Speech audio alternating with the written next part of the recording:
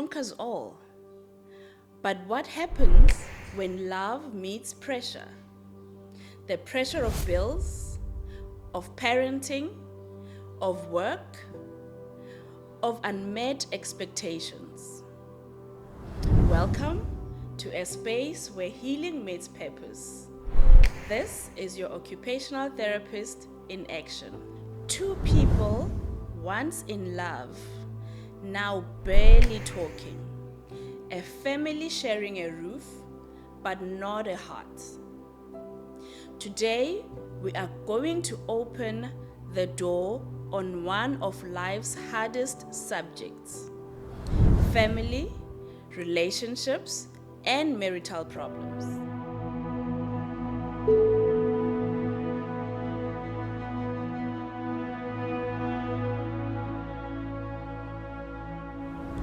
Because real love isn't about never fighting. It is about learning to fight the right way, together. Every relationship has stages, like chapters in a story. It begins with attraction and excitement, where everything feels magical and effortless. Then comes the reality phase, where flaws appear and the real work begins. After that, the power struggle, when two people fight for space, independence, and control. Some couples grow stronger here.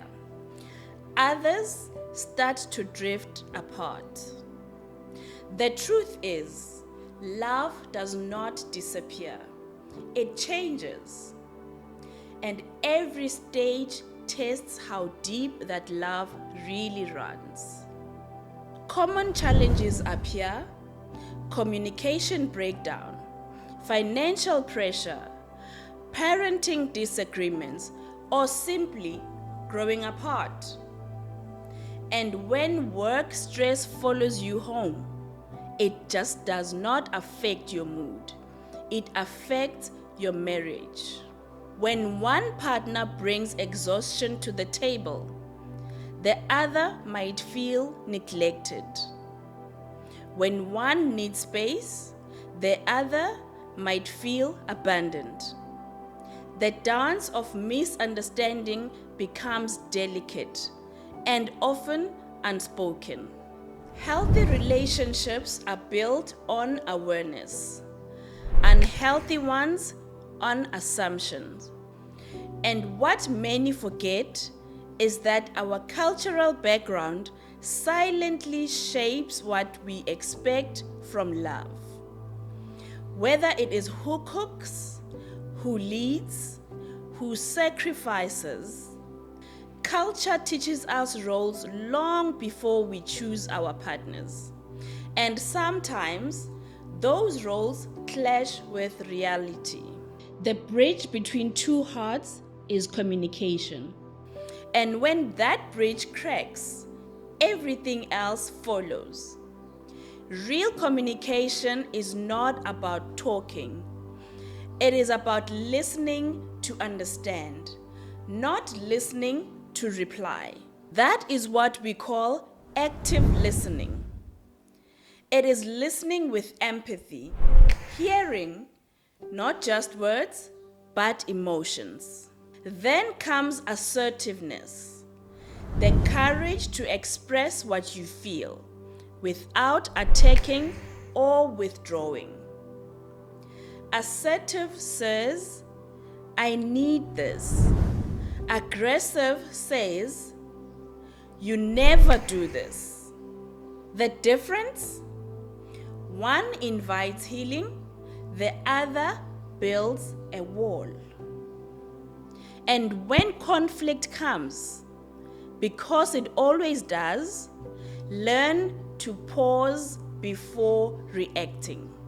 Sometimes the best way to resolve a fight is to take a breath before the next word leaves your mouth. Arguments are never really about what they seem. It is not the dishes.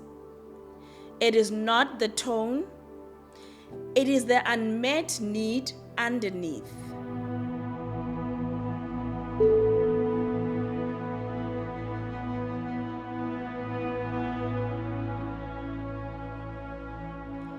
Identifying the root cause is key, because if you argue about the surface, you will never fix what is underneath. There are 4 relationship killers known as the 4 horsemen: blame, criticism, contempt, and stonewalling. When these show up, connection dies slowly.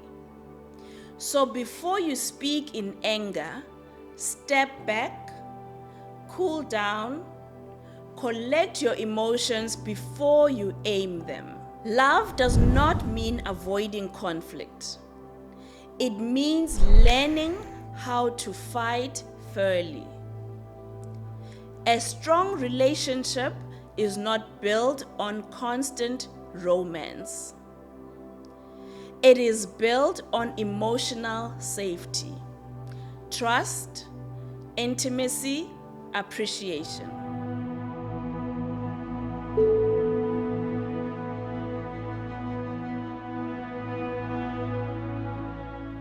The ingredients that keep love alive when everything else fades: say thank you. Say, I appreciate what you do.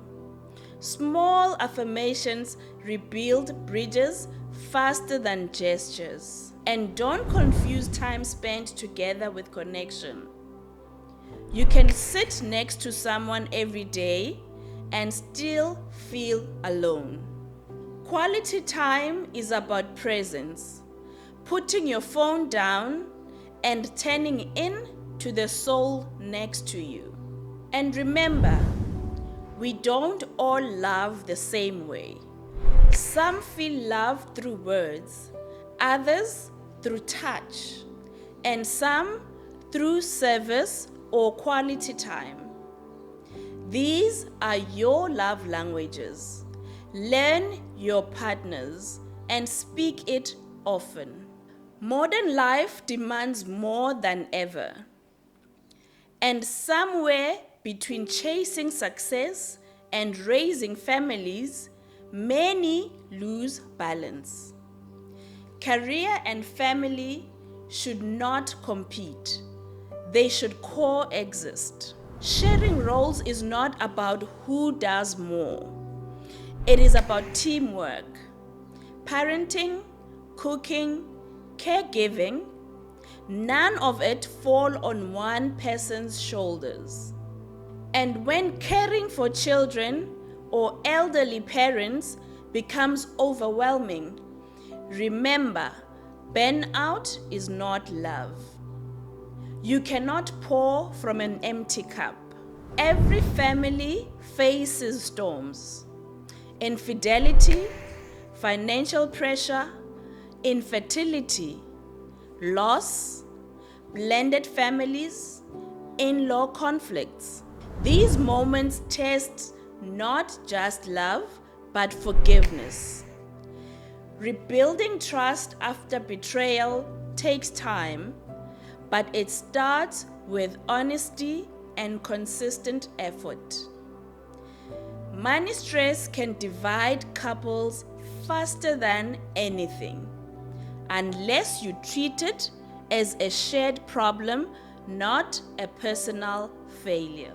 And when tragedy hits, miscarriage, illness, or loss, sometimes the greatest act of love is simply being present in silence. Mental health is the invisible wall in many homes. Depression, anxiety, addiction, they don't just affect one person. They affect everyone connected to them.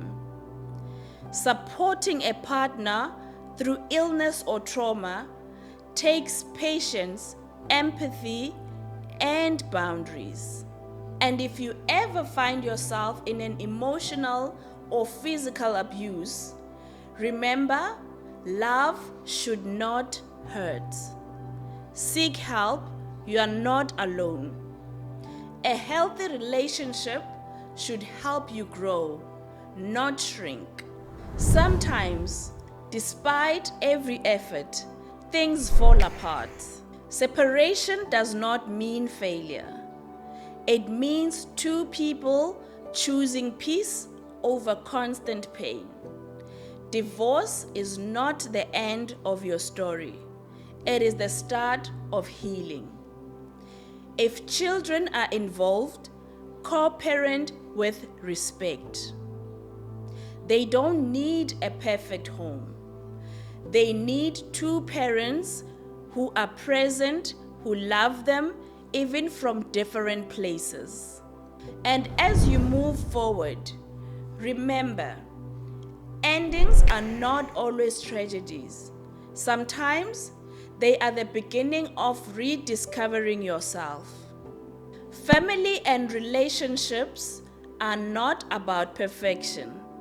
They are about perseverance. Real love isn't found. It is built. One conversation, one apology, one act of grace at a time. So wherever you are in your journey, whether loving, healing, or letting go, remember, you are worthy of connection. You are capable of peace, and you are not alone.